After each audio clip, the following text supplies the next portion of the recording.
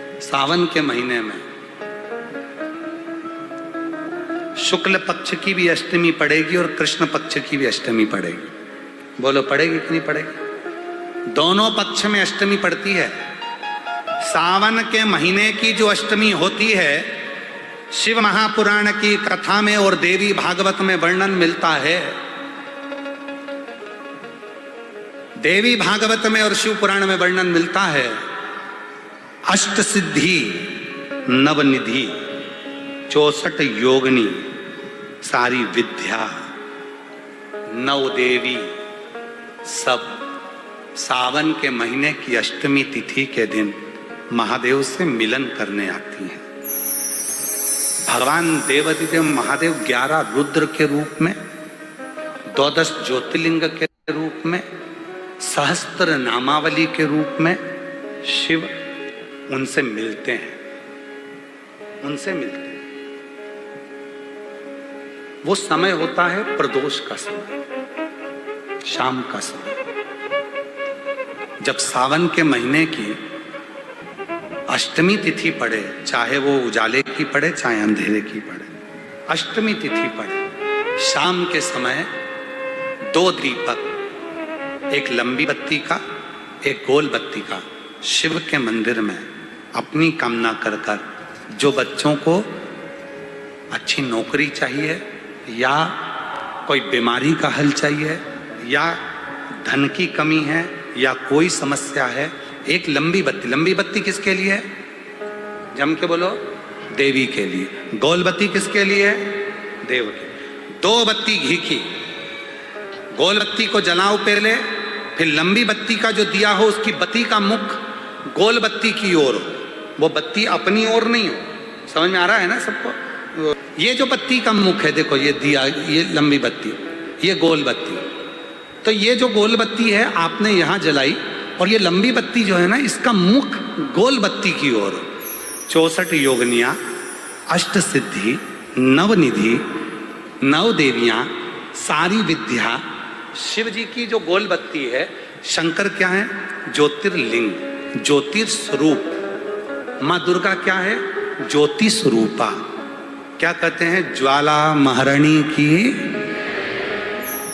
ये ज्योति के रूप में जब हम गोल बत्ती के सामने अष्टमी के दिन प्रदोष के समय पर लंबी बत्ती का दीपक, पहले गोल बत्ती का दिया जलाया, फिर ये लंबी बत्ती का मुख उधर की ओर कर कर दीपक को जब हम प्रज्वलित करते हैं और अपनी जो कामना दोनों दीपक के सम्मुख में करते हैं, वो कामना पूर्ण होकर ही रहती है।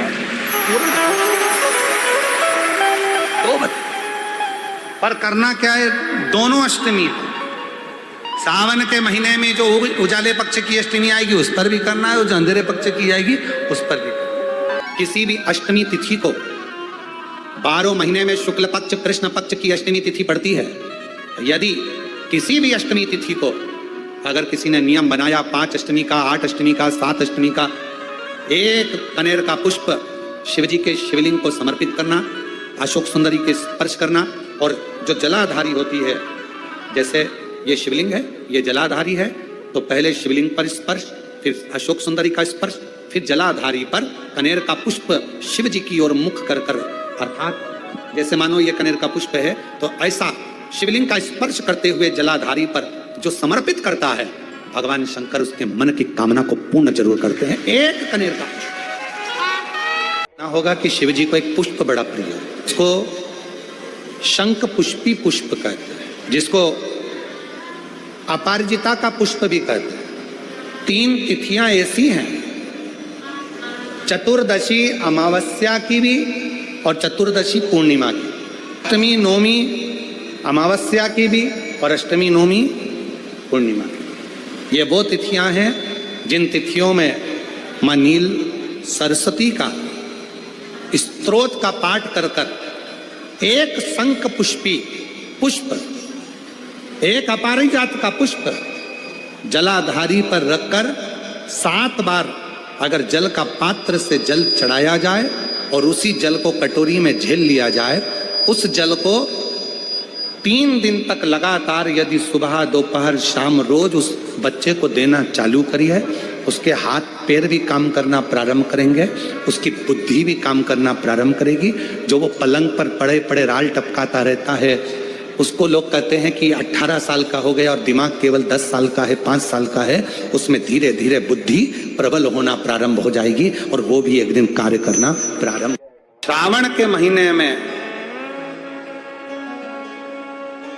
तुमने भूलवश भी अगर पार्थिव लिंग का निर्माण करा हो और पार्थिव लिंग का निर्माण कर कर अगर एक बेलपत्र शंकर को समर्पित करी हो, तो वो बेलपत्र का फल मुझे दे दिया जाए। एक बेलपत्र का फल मुझे दो।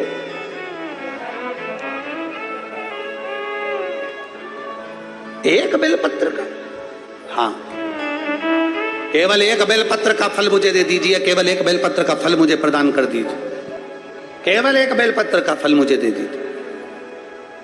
एक बेलपत्र, हाँ। पार्वती जी कहती हैं इस बच्चे के लिए मैंने हजारों वर्ष तक अगर तप करा हो तो वो तप भी तू ले ले, मैं तुझे देने को तैयार हूं। 1000 वर्ष का तप मैं घड़ियाल तुझे देने को तैयार हूं, पर एक निवेदन है कि श्रावण महीने में जो मैंने एक पार्थिव लिंग का निर्माण करा और जो बेलपत्र समर्पित करा, उसका पुण्य मैं तुझे नहीं दे सकती। 1000 वर्ष का पुण्य ले ले, मैं दे दूंगी, पर एक श्रावण के महीने के पार्थिव लिंग के पूजन का एक बेलपत्र का पुण्य नहीं दे सकती। घड़ियाल कहता है मुझे तुम्हारे हजारों वर्ष का तप नहीं चाहिए, मुझे तो केवल एक श्रावण महीने के पार्थिव लिंग पूजन का एक बेलपत्र का फल चाहिए। तब पार्वती जी ने विचार करा, अब जरा विचार आप करिएगा, 1000 वर्ष तक तप करने का फल घड़ियाल नहीं ले रहा है, एक सावन के महीने के पार्थिव लिंग के पूजन में जो बेलपत्र समर्पित किया गया उसका फल ले रहा है। मतलब समझने का विषय है कि एक पार्थिव लिंग सावन के महीने में बनाया जाता है और उस पे एक बेलपत्र चढ़ाई जाती है, तो 1000 वर्ष के तप का फल ज्यादा है, उसका फल ज्यादा है।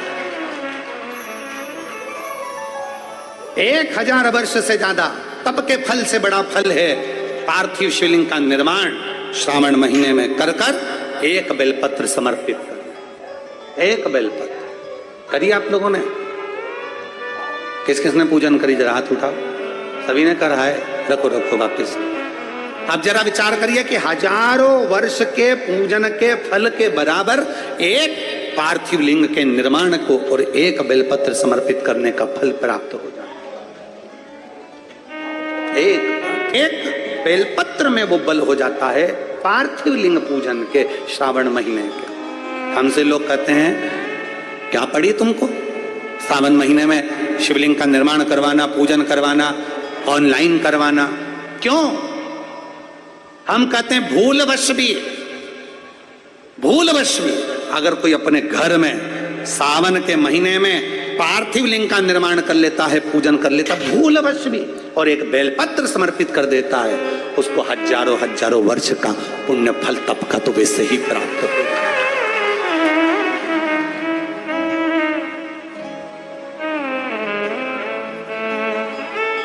अब इतने कम से कम जिस दिन पार्थिव लिंग का निर्माण का करते हो आप लोग, पूजन करते हो, उतने समय तो कम से कम तुम्हारे विचार तो अच्छे रहते हैं, तुम्हारी बुद्धि तो अच्छी रहती है, तुम्हारा चित्त तो अच्छा रहता है, उतने समय तुम भगवान शंकर की भक्ति तो करते हो।